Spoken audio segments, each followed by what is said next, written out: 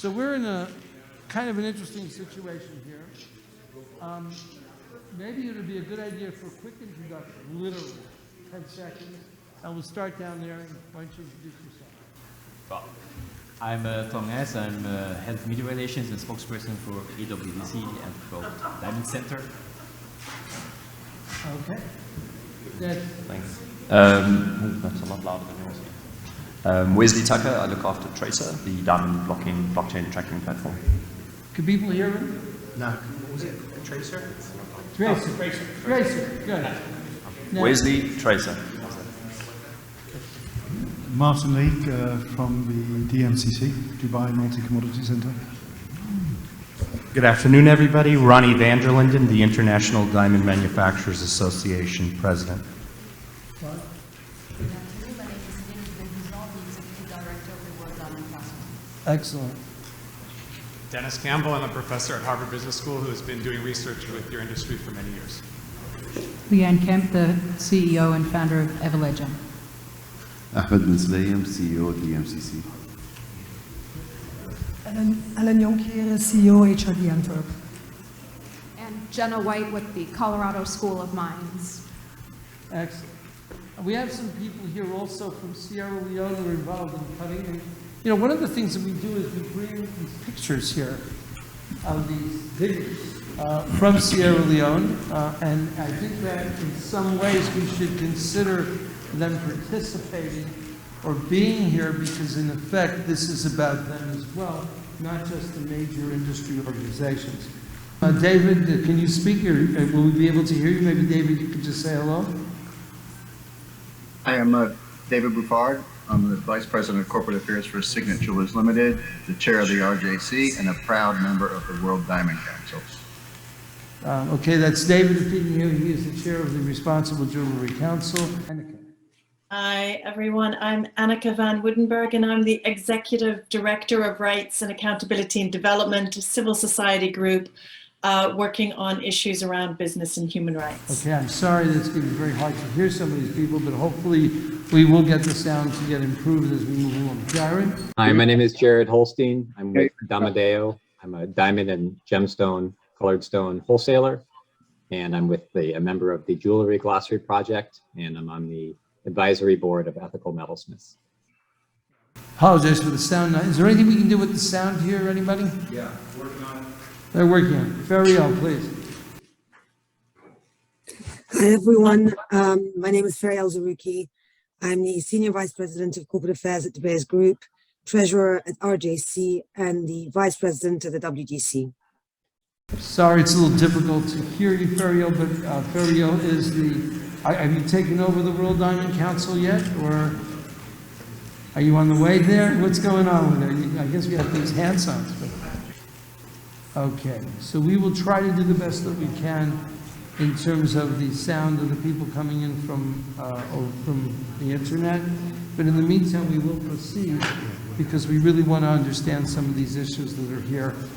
It might be important for some of the guys who are not in the room to type your views into a chat environment, which I will then be happy to show on the screen as well.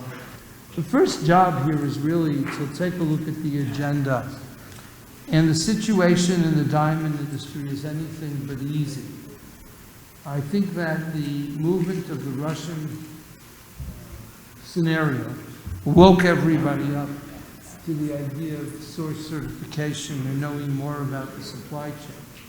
So whereas before we were sort of, okay, we have a supply chain, we're doing the Kimberley process, whatever. Now with the Russian thing, it certainly woke up the RJC, I think, David, okay? And that's important. But it's also raising the fundamental issue, and I will put that up on the agenda, and that is, where do we stand with regard to ethical obligations in the diamond industry? Do we want to be ethical? Can we be ethical? What is ethical?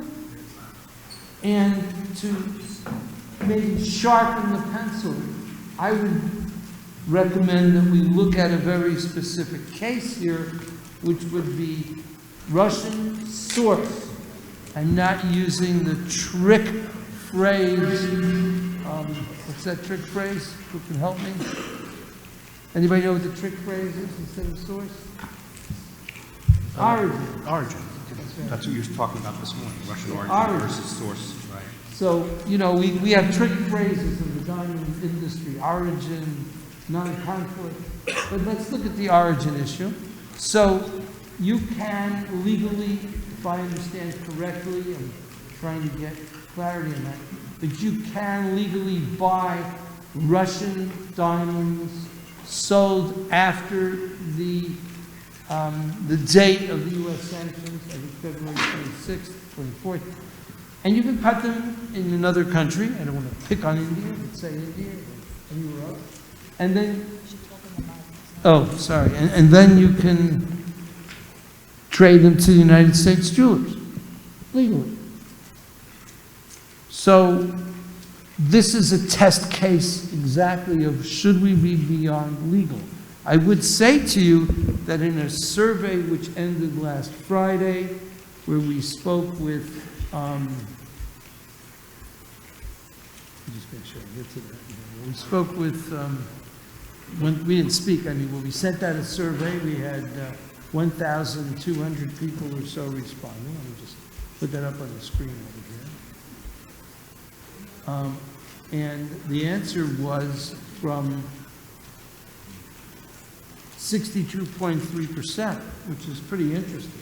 These are RAPNet members, no double voting. All the people are experts in the diamond industry. 62.3% said that no, we shouldn't trade those diamonds. Now, I don't know. People have to make a living, but I would put the question to this group, should we be more than legal? And any views are all welcome. Maybe Ronnie, you want to speak to that? Talk to me, I'm just looking Okay, at something. should we trade diamonds that are legal but have an ethical problem because they still originate in Russia? The case example is you have diamonds that have been mined in Russia after the sanctions were implemented. The rough is bought by a company outside of Russia, cut outside of Russia. So should those diamonds be traded in the U.S.? Would the Diamond Manufacturers and Importers Association have any problem with their members trading in those diamonds? What is the position, say, the DMIA to those diamonds? So what I was doing, everyone, was looking up, because you brought up ethical, moral, and law, right? Or legal. Legal is relating to laws, period, end of story. That's what legal is. Legal is what? Relating to laws. Right. That's what legal is. You have to do it legally. Ethically means moral principles, or some sort of branch thereof. So your moral principles. Relating to law, whatever those laws are in the countries, there's nothing I personally or IDMA can do if it's legal to bring these goods into the country. Substantial transformation is the way you can bring it into the United States. Morally, at the moment, as much as we all have friends at Alrosa and everywhere, okay, in Russia, it rips you apart. Morally, I can tell you personally, I will not deal in Russian goods that are after February 24th. But we do know that there are colleagues out there that feel differently. Legally in the United States, you can't deal with it. Period, full stop, end of story.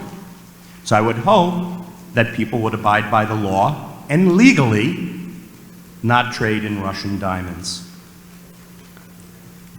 What do you do when it's legal in other countries? How do you stop colleagues of ours or businesses from abiding by the law? I would say that in the United States, folks, you're going to find that most won't accept Russian diamonds today. Just very simple. But you brought up at your conference this morning, how do you know that Russian diamonds are coming in or not coming in? We don't know.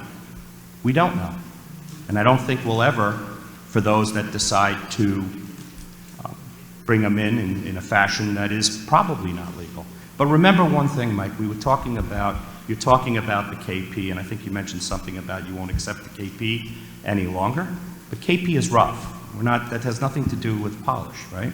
It has to do with the flow of rough, the Kimberley process.